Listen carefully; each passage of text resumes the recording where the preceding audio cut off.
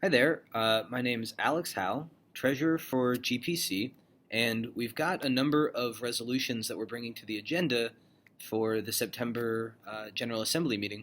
And we know that it's difficult, especially when you're new to the position, to sort of muster up the energy to click through all 8 or 10 or however many resolutions there are. So we thought we'd play with shooting a video where the author of the resolutions or somebody involved with the resolutions just explains what they were trying to convey with whatever resolution they're bringing to the floor. Uh, I am the author of 7 of the 8 resolutions that will be coming to the floor, so it makes sense for me to do this, and I'll also touch on the one that I'm not authoring. So I'll go in order now, and this will follow the order that you see on the agenda and probably maybe the order that you see in the attachments. Anyway, this will be the order that they come up when we're in the meeting itself. So the first resolution concerns state affairs, and what we're doing here is GPC is just creating a state affairs committee. This will tie into the fact that we've had a national affairs committee, but not a state affairs committee. Obviously, state affairs are important, become increasingly important, so we just want to formally create a dedicated committee. That's it. The second resolution is also pretty simple. There was a final rule that came down recently on the Fair Labor Standards Act that has uncertain effects on graduate student employees and other student employees. And so this is just a letter that gives GPC a mandate to reach out to System so that System HR will explain to us or have some reason to explain to us and keep us looped in as they figure out what this final rule means for grad employees. That's it.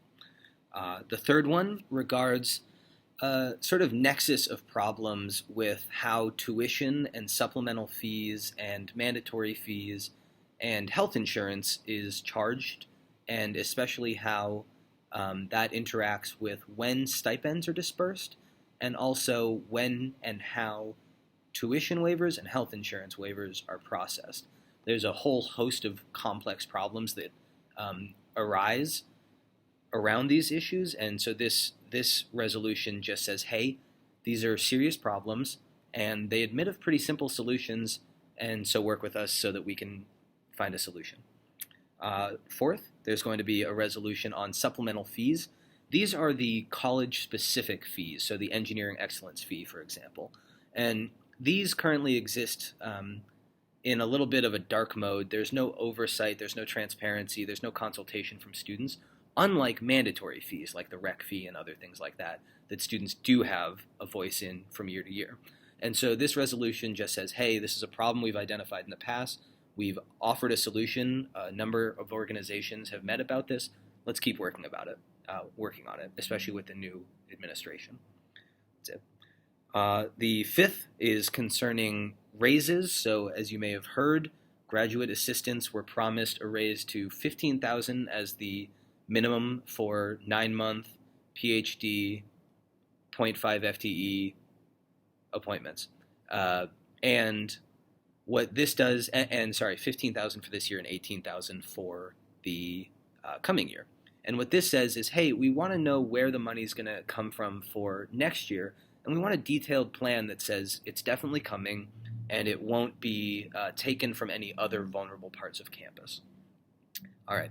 Sixth resolution concerns recent concerns that were brought to light about MU News Bureau screen capping Facebook posts and using those internally, which takes them from a private Facebook group and puts them onto public servers accessible to anybody who files a Freedom of Information Act. And it just calls on MU News Bureau to work with us on developing a new policy that navigates the complex world that is social media and how we relate to it. The seventh one concerns the Coalition of Graduate Workers, which is the union drive, the union local here on campus, and it just calls on the system to stop the lawsuit that is currently ongoing and to just voluntarily recognize the union and to save those lawsuit expenses. Finally, there's going to be a resolution that is just updating GPC's non-discrimination clause.